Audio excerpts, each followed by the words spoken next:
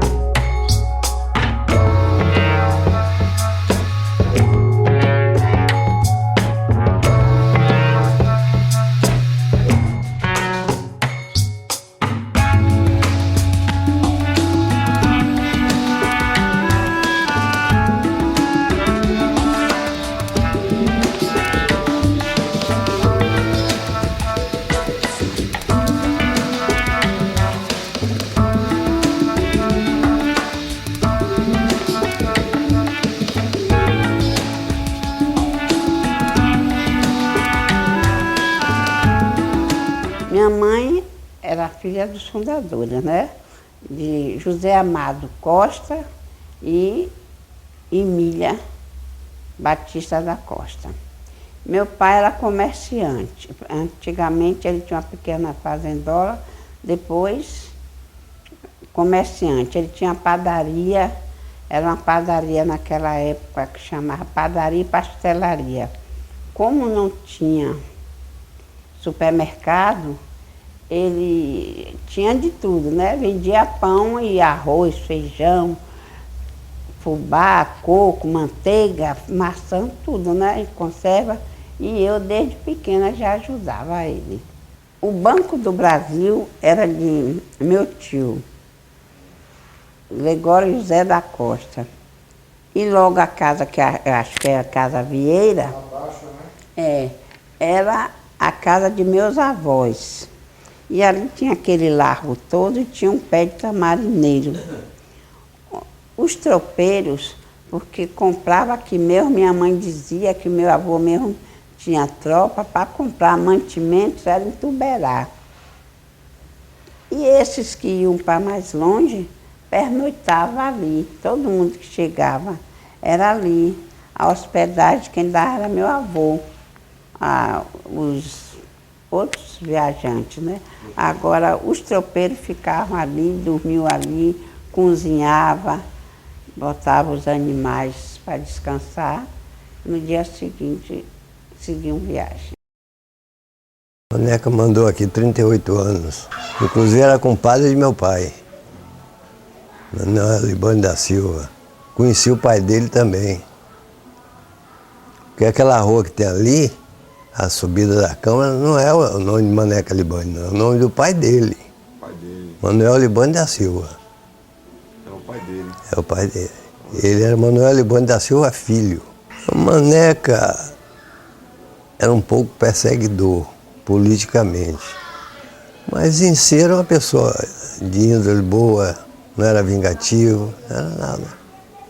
Agora ele era rústico.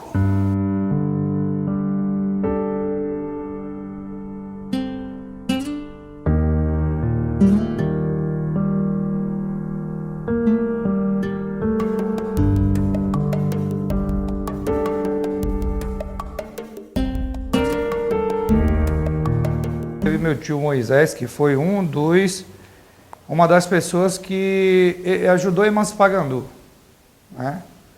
Ele foi que fez o movimento todo de emancipação.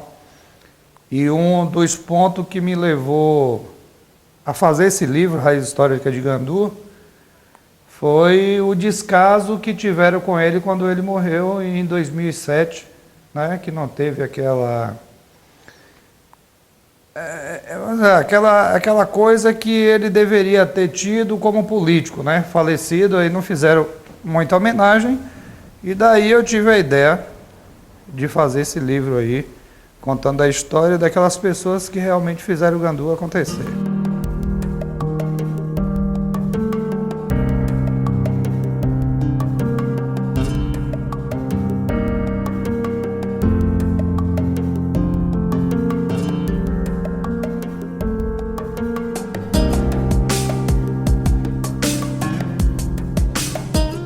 Então as pessoas hoje estão aqui, fazem alguma coisa e no momento é esquecido. E meus avós foram assim, né? Meu avô morreu na década de 70, acho que 74, por aí. Minha avó depois, né? Que estão aí relatados no livro, Chico Roberto e Ermelinda. Né? E meu pai foi para o Mineiro e hoje está aqui. Meu tio Moisés faleceu em 2007, né? E mais outro. Então é uma família que todo mundo... O mais velho agora é Ezequias, está com 90 anos, né? E é uma família que realmente ajudou a Gandu, né? Foi quem ajudou nas primeiras plantações de cacau aqui, foram meus avós, né? Meu pai, junto com meus tios. A Câmara era formada por pessoas representativas da comunidade, tá? Eram médicos, eram fazendeiros, eram comerciantes e não eram remunerados. A Câmara não era remunerada. Tá? E foi com essa Câmara que nós conseguimos a emancipação de Gandu. Quem teve um trabalho muito importante é a família exatamente de Dona Rosinha, o irmão dela, Dr. Moisés. Foi um dos grandes baluartes, junto com Nelson Davi Ribeiro, para fazer a emancipação de Gandu. E Gandu se emancipou. Eles ali avisaram que ia passar o avião e ia jogar que Gandu tinha emancipado. Isso foi uma maior alegria. Eu, nesse dia, estava em cima daquele prédio onde é a AgroShop, em cima, a parte de cima. Eu estava no gabinete dentário do teu tio, fazendo um tratamento de dente. Dentário, né? De dentro, E ele não me avisou. Com pouco eu estou vendo o avião sair, de lá de cima mesmo soltaram foguetes. E eu não estava por fora do negócio. Foi uma das maiores festas de Gandu. Gandu é cidade. O povo ficava pela rua, tinha uns doidos aí. Depois, após isso, foi marcada uma festa. Veio de lá para cá o deputado Nelson Davi Ribeiro, que foi o deputado emancipador. E juntou os políticos, Moisés Silva, que é o tio dele, doutor Antônio Silva, a família Almeida, que é Antônio Figueiredo, Edésio Figueiredo de Almeida, Marcionilo Batista da Costa, eles mais, entendeu? Aqueles primitivos, quase, os segundos primitivos de Gandu, e aí foi uma festa, foi desfile, aí foi um festão de uma semana.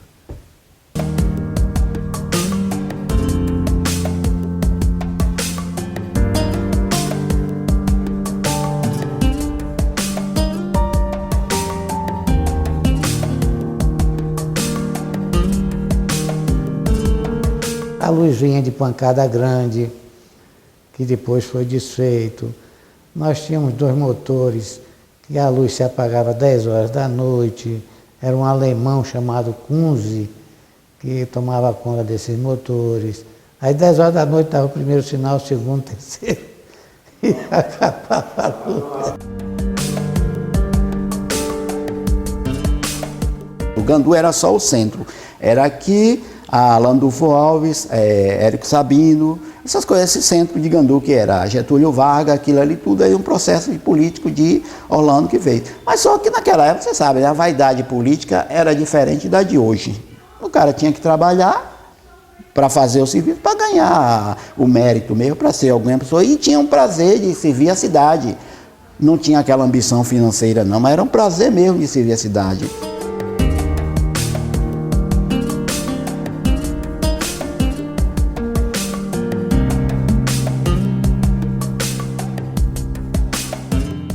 Zé Eliseu era um homem que tinha uma visão estúpida. Um administrador que nunca vai ser feito outro. Nunca vai ser gerado outro administrador. Uma visão política, entendeu? Ele, essa altura do campeonato, vivo fosse, já seria governador da Bahia. Isso não tem dúvida nenhuma.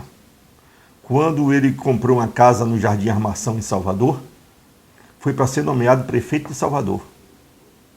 Estava tudo certo para ele ser nomeado prefeito de Salvador.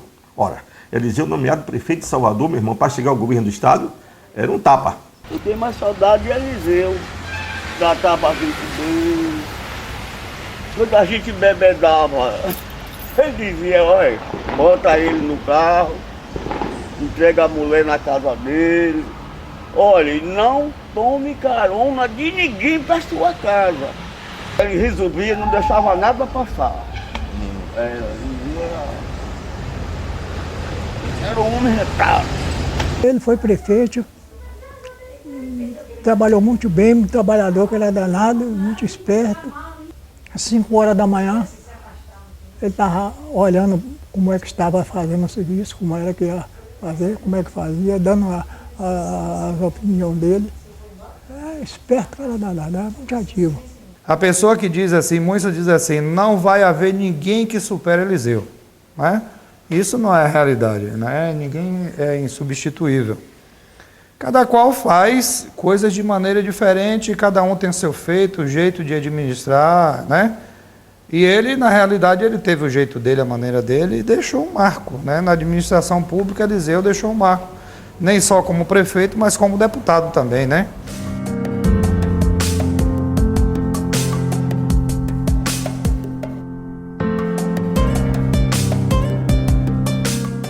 Outra coisa muito esquecida aqui na história de Gandu é que Gandu teve um período em que a cana era uma das principais fontes de renda de Gandu, com produção de cachaça.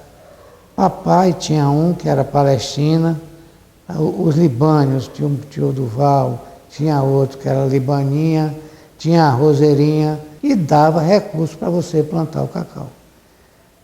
Com o imposto e com o avanço, com o melhoramento do preço de cacau, então foi se esquecendo. Você ainda encontra alguns vestígios dessa época. E aqui tinha um bueiro imenso que foi derrubado e é onde está ali o ex-supermercado de Désio Cabral.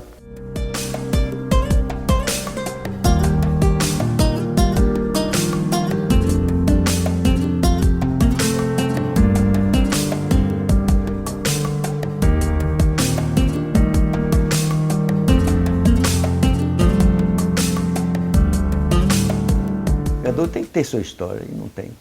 Nós devíamos ter uma biblioteca toda aparelhada para ter todas essas coisas, né? Para nossos netos, bisnetos, neto seu amanhã, ou bisneto, ver a história de Gandu, como vocês vêm perguntando a história anterior. Eu que sou de fora não tenho a contar, mas se tivesse uma biblioteca, se tivesse livros com todas essas histórias, era importante. Eu achei essa iniciativa muito boa. É um resgate, de fato, histórico do município. Eu diria que assim, o Samuel, apesar de não ter formação acadêmica, mas ele fez um trabalho, de fato, de cunho acadêmico. Eu diria que a vontade, o compromisso dele foi tamanho que ele conseguiu produzir uma peça acadêmica, que nos deixa, assim, lisonjeados em ver a boa vontade que ele teve, em ver o compromisso que ele teve em construir um material que eu diria que deve sim ser apreciado e por que não ser inserido no próprio sistema educacional nosso no município. Então, hoje o livro se encontra aí na fase a fase final, porque já está pronto, mas precisa da gráfica aí para poder estar fazendo 5.000 exemplares, que é o nosso objetivo. Então eu acharia de suma importância que os administradores, né, como o caso da nossa amiga prefeita, doutora Elismar, através de seus deputados ou governantes aí de fora, que viessem buscar, nos dar uma alternativa para dar uma ajuda, né? E está dando de presente, que eu acho que é muito importante para a nossa população, dar de presente esse livro. Os estudantes vão ter realmente uma fonte de pesquisa, que é esse livro, porque ele pega um contexto completo. Então ele tem ali, ele é completo, porque tem a história do seu desbravamento até 2008, foi quando a doutora Elismar entrou.